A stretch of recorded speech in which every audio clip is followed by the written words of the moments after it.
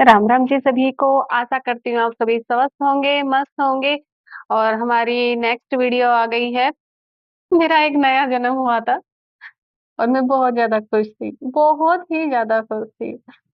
बस मुझे थोड़ी प्रॉब्लम ज्यादा ही हो गई थी क्योंकि जो मेरा थोड़ा हेल्थ इशू पहले से ही चल रहा था, तो मेरा ट्रीटमेंट पहले रेवाड़ी चल रहा था, फिर रेवाड़ी से मेरी इधर वाली फैमिली ने हटा के महेंद्रगढ़ से स्टार्ट कर दिया। महेंद्रगढ़ में भी जब मेरा डिलीवरी होने लगी तो मुझे सिटी हॉस्पिटल ले गए। उसमें नहीं लेके गए जिस डॉक्टर से मेरा ट्रीटमेंट चल रहा था। तो सिटी हॉस्पिटल में ये इनको इतना ज्ञान नहीं था, मेरे हस्बैंड को किसी के कहने पे लेके गए थे।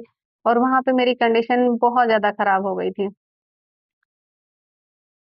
मेरा बेटा उल्टा था। तो जब डॉक्टर ने मुझे एडमिट किया ना, तो उस टाइम पे उनको भी नहीं पता था। और घर में किसी ने डॉक्यूमेंट या फिर अल्ट्रासाउंड कुछ नहीं दिखाया था। जब मेरा बच्चा होने लगा तो डॉक्टर ने मुझे बोला कि तेरा बेबी उल्टा है। मैं होश में थी, मैं स्ट्रांग बहुत हूँ। मैंने बोला हाँ, मैंने हंस के बोला हाँ। बोली तू मरना चाहती है?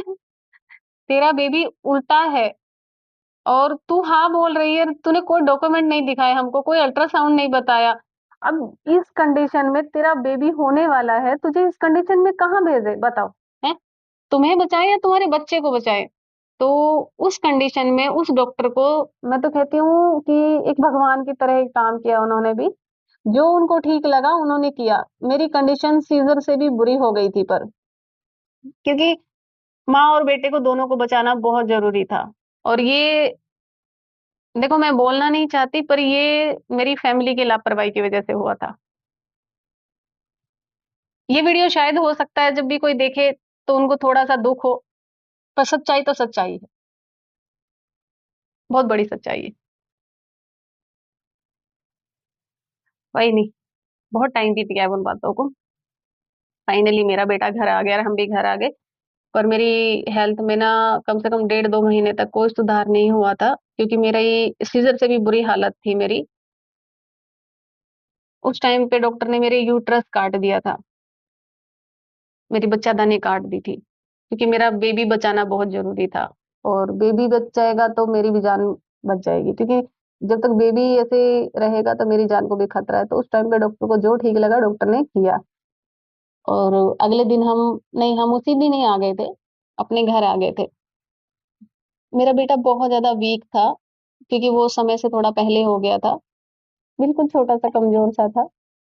और वो पैर हाथ सीधे नहीं करता था बिल्कुल भी। और मैं एक ऐसी माँ हूँ जो मैं उसको एक सेकंड के लिए दूर नहीं करती थी, मुझे नींद नहीं आती थी। हाँ, हालांकि मेरी सासू माँ ने बोला था कि ये इसको मैं सुला लेती हूँ, तेरी तबीयत ठीक नहीं है, पर नहीं, मैंने किसी को नहीं दिया था उसको, मुझे नींद नहीं आती। जब मैं मेरे भतीजे से इतना प्यार कर सकती हूँ तो मेरी खुद की औलाद से तो मैं, जान निकल जाती है मेरी उसके बिना।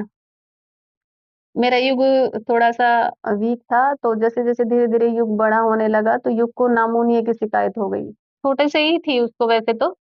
वो उसको सर्दी सर्दी ना समझ लो 3 महीने बहुत दिक्कत होती थी, मुझे हद से ज्यादा दिक्कत होती थी। मेरा युग 3 महीने का ही था उस टाइम पे। मेरी मैरिड लाइफ में बहुत ज्यादा प्रॉब्लम स्टार्ट हो गई थी।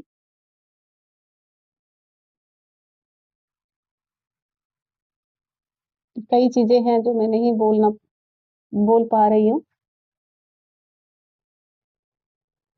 कहते हैं ना, समय हर चीज ठीक कर देता है, तो मैंने अपनी मैरिड लाइफ को समय दिया है। मेरे हस्बैंड को घर गृहस्थी में इंटरेस्ट नहीं था इतना। उनको घर परिवार नहीं चाहिए था। उनको अपना अकेले फ्रीडम चाहिए थी, अकेले रहना था। नहीं, नेचर के बहुत अच्छे हैं, पूजा पाठ बहुत करते हैं, मतलब इंसान बहुत अच्छे हैं। वो ड्रिंक भी नहीं करते, कुछ भी नहीं, कोई किसी तरह का ऐब नहीं है, इंसान बहुत अच्छे हैं।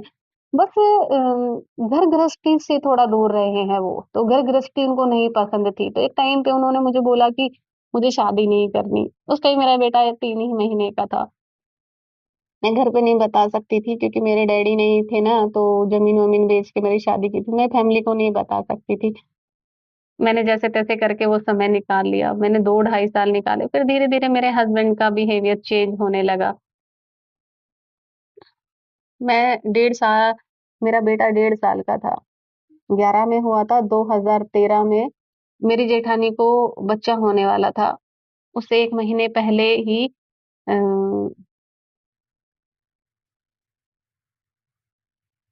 मुझे बच्चे बहुत जल्दी मतलब मैं प्रेग्नेंट बहुत जल्दी हो जाती थी, तो मैंने कोई सॉल्यूशन सोचा था। उस टाइम पे इतनी नॉलेज नहीं थी मुझे, तो मैंने मेरी सासू माँ को बोला, तो मेरी सासू माँ ने बोला कि नहीं मुझे ससुर से पूछना पड़ेगा। फिर मेरे ससुर ने कोई एक टैबलेट ला के दी थी मुझे, और जो टैबलेट मैंने खाई थी, मैं टैबलेट का नाम भी नहीं लूँगी।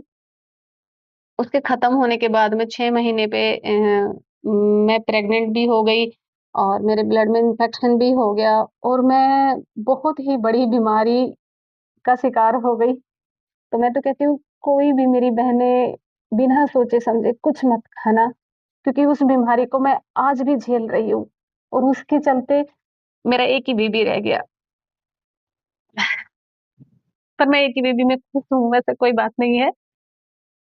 जब वो टैबलेट खत्म हुई थी ना, तो उसके बाद मुझे धीरे-धीरे ना मेरे ब्लड में बहुत ज़्यादा इन्फेक्शन हो गया था। 2013 मई 2013 में मुझे पहली बार पता चला था कि मुझे आईटीपी है। मतलब मुझे तो नहीं पता चला था वैसे, पहले हमें बस इतना ही पता था कि प्लेटलेट कम है। सडनली यहाँ महेंद्रगढ़ में कृष्णा हॉस्पिटल है, मैं वहाँ दिखाने गई थी, तो उन्होंने बोला कि आप एक ब्लड टेस्ट करा लो। गई तो मैं किसी और कारण थी, पर वहाँ पे ब्लड टेस्ट कराया तो बोला कि आपके प्लेटलेट सिर्फ 15,000 है। या तो आप रोहतक लेके जाओ इनको या फिर जयपुर लेके जाओ। पर मेरी कंडीशन ठीक थी, मैं इतनी ज़्यादा बीमार नहीं लग रही थी, मैं बहुत अच्छे से घर का काम कर रही थी। फिर हमने डिसाइड किया, घर पे आके पता चला तो डॉक्टर नहीं थे इधर कहीं पे भी, तो बोले कि चलो जयपुर ले चलते हैं। मेरी जेठानी की जो मेरी बड़ी मतलब मेरी जेठानी है, मैं बड़ी बहन की तरह मानती हूँ उनकी, तो उनकी बुआ जी वहाँ रहती थी, तो हम उनकी वज़ह से वहाँ चले गए। वहाँ गए, फिर मेरे टेस्ट-वेस्ट हुए, मुझे एडमिट रखा, प्लेटलेट चढ़ी। मेरे भाई को पता लग गया था, फिर मेरा भाई सीधा डायरेक्ट मेरे पास जयपुर पहुँच गया। मेरा भाई 2 दिन मेरे साथ रहा, मुझे प्लेटलेट चढ़ाई गई, फिर मुझे वापस लेके आया गया। करेक्ट 1 महीने बाद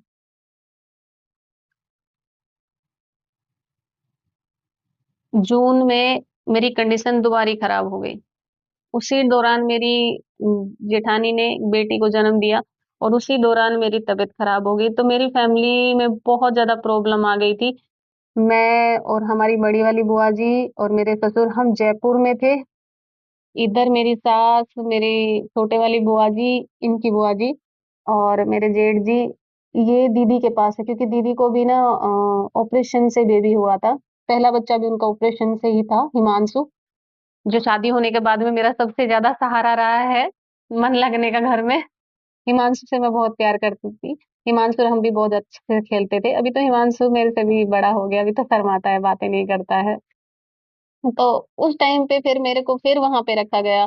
फिर मेरे को 8-9 बॉटल ब्लड चढ़ा, प्लेटलेट चढ़ी, मेरा बोन मैरो हुआ। मेरी कंडीशन बहुत ज़्यादा खराब हो गई थी। बद से बदतर होती चली गई थी। जब मैं घर आई थी तो मैं इतनी जब जयपुर में थी ना तो मैं एक कुछ टाइम के लिए ना कोमा में चली गई थी। मुझे बहुत अच्छे से याद है, बहुत ही अच्छे से याद है कि मेरा बेटे को मेरे पास लेटा के डॉक्टर उसको चूटी काट रहे थे, उसको रुला रहे थे कि ताकि उसकी वज़ह से ये वापस आ जाए। और डॉक्टर ने बोला भी था कि ये अंदर से ठीक होना ही नहीं चाहती। ये कहीं न कहीं अंदर ही अंदर घुट रही है।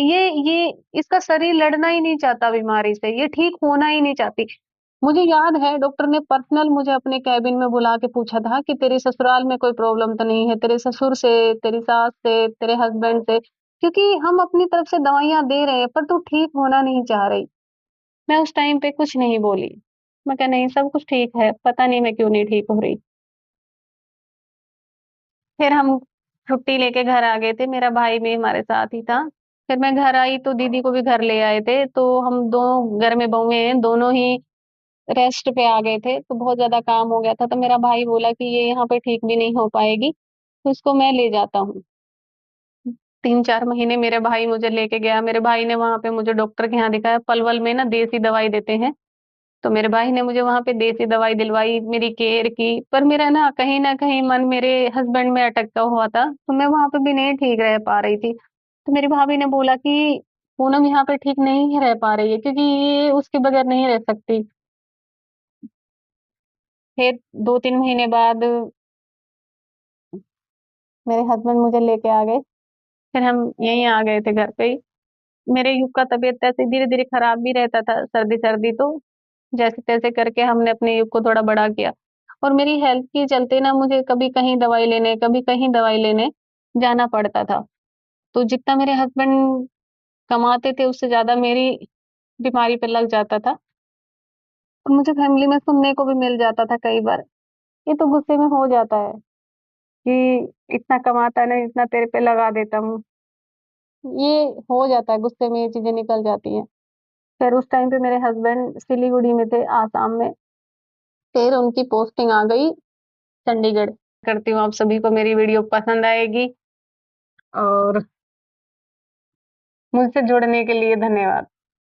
मेरी कहानी सुनने के लिए धन्यवाद।